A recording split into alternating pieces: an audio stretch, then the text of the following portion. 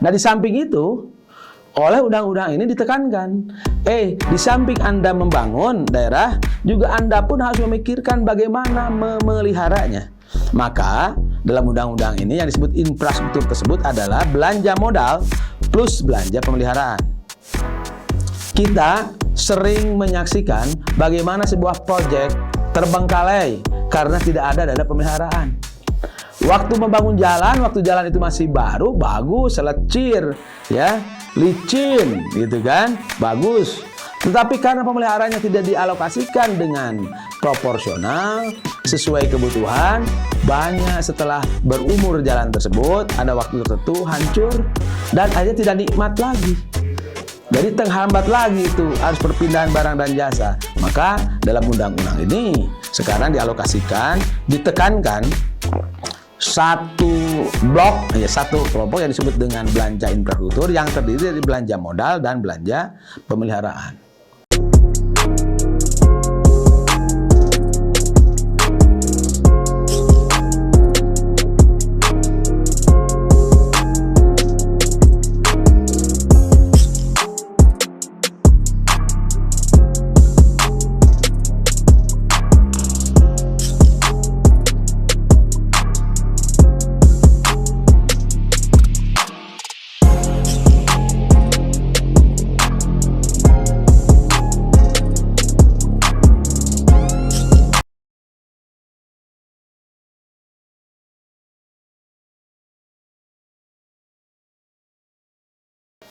Nah, kalau kita lihat nanti bisa dibuka di dokumen APBD masing-masing, ya, itu kita akan ketahuan. Dari belanja modal tersebut sebetulnya yang disebut belanja modal kan itu ada belanja untuk tanah, untuk jalan, ya kan, untuk mesin, ya kan, ada juga untuk modal aset lainnya. Nah, banyak di daerah belanja modalnya itu, terutama di Jawa Barat, di beberapa kabupaten, itu selalu lebih besar. Belanja untuk membangun jalan itu lebih kecil dibandingkan dengan untuk belanja mesin, ya, alat. Yang notabene memang kalau kita bedah di situ adalah belanja untuk misalnya ke belanja modal untuk komputer. Karena kita tahu sekarang kan musim digitalisasi, di mana komputer itu menjadi prasyarat, dan di pendidikan itu menjadi syarat, harus punya itu komputer, dibelanjakan untuk itu. Atau media-media digital yang bersifat berbasis internet. Ya, TV untuk alat pembelajaran itu touchscreen, ya kan? Itu kan lumayan itu. Kalau setiap sekolah, setiap kelas dibelanjai untuk yang itu, ya cukup besar juga. Tetapi belanja untuk misalnya untuk ruang kelas baru atau rehab itu relatif kecil. Kadang-kadang saya sering menemukan bahwa kalau alat peraganya hebat, mewah, tetapi kok fisik ruangan kelasnya memprihatinkan. Nah, itu karena memang di situ alokasinya. Dan ini sebetulnya kalau kita teliti lebih dalam lagi, dan saya baca di dokumen LHP, ternyata yang di Jawa Barat ya khususnya, itu banyak beberapa daerah menjadi temuan karena seringkali membelanjakan, mengalokasikan anggaran pendidikan itu tidak sesuai dengan apa yang dibutuhkan. Sebuah daerah membutuhkan RKB masih kurang, atau masih banyak yang belum cukup bagus, tetapi kok belanja untuk elektroniknya, ya untuk komputer, untuk media ruang yang berbasis internet itu banyak. Nah, ternyata saya sempat meneliti, memang di situ ada kerjasama antara pihak pengusaha, pengadaan barang dan jasa dengan beberapa pejabat elit nih, elit di dinas pendidikan, ya, yang disitulah biasa berburu rente, dan dari situ sebetulnya ada indikasi-indikasi korupsi. Nah, ini demikian juga di jalan. Kita hari ini sering disaksikan, sering kita mengetahui kok jalan begitu cepat rusak. ya kan? Sering diperbaiki. Ternyata di samping beban jalan yang tidak dibatasi, tidak diawasi, ya pasti akan mengurangi terhadap umur teknis kendaraan. Umur teknis jalan, karena bebannya melebihi. Dan aparat hukum juga jarang menindak terhadap itu, sehingga umur teknis jalan menjadi pendek. Dan kita yang dirugikan. Nah, padahal sebetulnya itu ada rumus-rumus yang teknis, ada regulasi-regulasi yang sudah mengatur itu, ya, yang lebih detail supaya kondisi teknis jalan itu bisa berumur panjang, ada ukuran tonasenya dan macam-macamnya, agar kita sebagai masyarakat bisa menikmati dari kondisi kualitas jalan tersebut. Tetapi faktualnya hari ini sering kita temukan seperti itu. Demikian juga untuk di sektor irigasi misalnya. Irigasi di musim kemarau kok cepat sekali tuh sawah menjadi kering. Padahal irigasinya masih ada. Ternyata irigasinya sudah rusak. Ternyata tidak bisa menghantarkan air menjadi media menjadikan air lewat di situ karena banyak yang bocor. Kalaupun di situ ada pemeliharaannya juga tidak menyeluruh. Itu. Boleh jadi dari misalnya panjang irigasinya 50 kilo atau 10 kilo, ternyata hanya diperbaikinya cuma 1 kilo. Tetap saja itu tidak akan menjadi optimum. Nah, hal-hal yang demikian ini sering kita temukan dan nampak nyata. Apakah para perencana di pemerintah daerah kurang begitu pandai atau tidak profesional? Saya kira bukan. Tetapi lagi-lagi dari cara keberpihakan politik anggarannya, apakah lebih mementingkan untuk belanja-belanja yang bersifat tidak mendasar, kebutuhan dasar, ya, atau ke arah mana dia belanjakannya? Nah, di undang-undang ini dengan adanya ketentuan itu sekarang dipaksa daerah itu setiap tahun harus mengalokasikan belanja infrastruktur yang terdiri di dalamnya belanja modal dan pemeliharaan, ya, minimal 40%. Kalau sebuah daerah APBD-nya hanya 1 triliun, kalau minimal 40%, maka 400 miliar harus dialokasikan belanjanya untuk modal. Modal itu belanja modal untuk apa? Untuk jalan, irigasi, sekolah, rumah sakit, ya kan? Itu. Atau peralatan. Bagaimana itu mobil? Ya, mobil kendaraan, ya, itu belanja modal. Nah, jangan sampai jalannya rusak, tetapi kendaraan dinasnya bagus-bagus. Gitu. Nah, ini otomatis harus nanti didorong, harus kita terus ingatkan, ya, bagi yang tahu, agar belanja itu harus dipenuhi. Selain itu, juga pemerintah sudah mengeluarkan regulasi agar APBD itu pakai standar, nanti itunya kualitas belanjanya itu pakai standar SPM.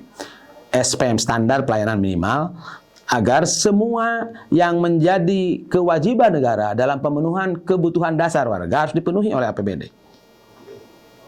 Nah, hari ini kalau yang data kami temukan, ternyata masih cukup jauh setiap daerah untuk mengalokasikan APBD-nya untuk pemenuhan SPM. SPM itu standar pelayanan minimal, bukan pelayanan maksimal, ya. Jadi kewajiban negara melayani kepada kita dalam bentuk pelayanan publik yang minimal. Nah, yang minimal pun hari ini belum terpenuhi. Masih banyak alokasi belanja untuk hal-hal yang bersifat seremoni, yang outputnya memang kurang begitu jelas. Ya, kalau seremonial itu, ya, untuk perayaan, untuk bersifat event-event yang cukup melibatkan banyak orang, tetapi dari sisi pencitraan secara politik dia cukup bagus untuk kepala daerah, tetapi dari sisi kemanfaatan bagi rakyat sebetulnya itu kurang bermanfaat. Maka dengan undang-undang ini sekarang dipaksa daerah itu harus mengalokasikan lebih besar. Warga itu sudah cukup lama, ya, menahan sabar, ya kan? Padahal mereka itu membayar pajak yang cukup taat, ya kan? Kita setiap punya kendaraan kan bayar pajak. Setiap kita makan di resto atau makan di warung, kita akan kena pajak. Jadi semua hal sekarang sudah tidak bisa lepas dari kena pajak. Dan pajak itu semua dikumpulkan, dikelola oleh pemerintah, dan sejatinya harus diperuntukkan, dibalikan dalam bentuk pelayanan publik yang baik. Nah, dengan undang-undang ini kita harapkan ini nanti pelayanan publik kita akan semakin baik karena alokasi belanjanya sekarang sudah begitu dipastikan, diperintahkan. Yang tadi bahwa belanja pegawai sudah stop maksimal 30%, sehingga daerah harus berpikir ulang bagaimana dia nanti strategi, apakah mempercepat pegawai-pegawai yang sudah kurang produktif misalnya, atau mengurangi pos-pos pegawai tertentu ya, karena memang keharusannya maksimal di 30%. Sementara belanjanya sekarang untuk belanja infrastruktur yang rata-rata kalau di Jawa itu masih di bawah 20%, sekarang diharuskan 40%. Jadi harus 2 kali lipat.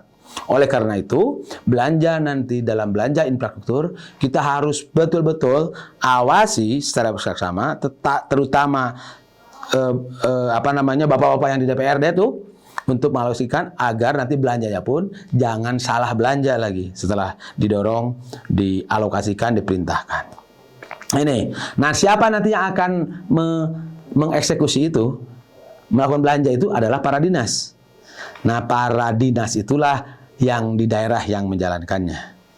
Nah, biasanya nih, di kita kan dinas itu dibagi 2 lah kalau sederhana itu. Ada dinas teknis, ada dinas yang bersifat koordinatif atau yang di backstopping.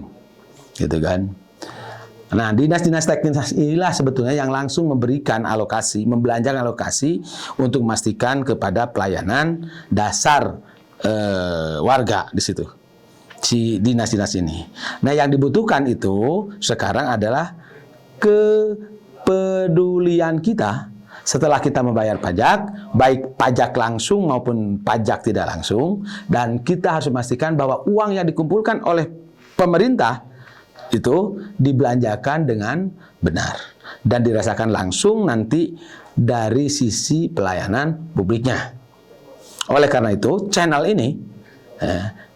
Perkumpulan Inisiatif ini mengingatkan untuk semua, untuk sama-sama peduli, untuk mendorong kepedulian kita di daerah masing-masing agar uang yang kita bayarkan dalam bentuk pajak kepada pemerintah betul-betul dimanfaatkan oleh pemerintah dalam belanja-belanja yang dibutuhkan oleh masyarakat. Apa yang dibutuhkan itu? Itu tadi, kebutuhan dasar. Di antaranya adalah infrastruktur sekolah, kesehatan, jalan, gedung-gedung pelayanan, irigasi. Jangan mendahulukan yang bersifat mercusuar. Di kita kan sekarang sudah muncul tuh, karena ini identik kalau mercusuar itu kan kesannya wah, gitu kan. Tetapi efek dominonya masih sangat jauh kepada kepentingan masyarakat. Tetapi saya lihat di Jawa Barat itu sekarang sedang ada tren itu. Maka dibangun tugu di mana-mana, dibangun satu gedung yang luar biasa menurut saya, dan itu dananya dari publik. Dan yang paling heboh kan kemarin itu, pada saat Gubernur Ridwan Kamil menyatakan ada pembangunan sebuah masjid yang menghabiskan 1 triliun. Dan sekarang ini sedang coba dikritisi itu, apakah benar 1 triliun? Itu berapa tahun dikumpulkannya? Karena 1 triliun itu 1.000 miliar. Ya kan, hampir sama dengan APBD itu Pangandaran lah, atau Banjar gitu ya. Itu 1 triliun itu, bisa dibayangkan. Nah, sementara di sisi yang lain, kebutuhan-kebutuhan rakyat untuk pemenuhan kebutuhan dasarnya tentang kondisi sekolah, kondisi jalan, di mana kita kalau yang bekerja di kota itu sangat merasakan setiap hari harus berdesak-desakan, ya, karena jalannya tetap saja tidak banyak berkembang, sementara kendaraan semakin bertambah, itu, dan kita yang terkena dampaknya lambat. Ya, waktu tempuhnya menjadi lama, terus kita harus menghirup udara yang tidak sehat akhirnya, dan nanti berkonsekuensi terhadap kesehatan kita. Oleh karena itu, mari kita sama-sama peduli channel ini untuk membangun kepedulian kita agar uang yang kita kumpulkan, yang kita bayarkan dan dikumpulkan oleh pemerintah itu dialokasikan, dikembalikan dalam bentuk belanja-belanja yang ya sesuai dengan kebutuhan di masyarakat. Saya kira itu, jangan lupa subscribe, like, comment, and share untuk channel ini. Dari saya, Nandang Suherman, dari Perkumpulan Inisiatif dicukupkan sekian, dan kami tunggu respon Anda di channel ini. Wassalamualaikum warahmatullahi wabarakatuh.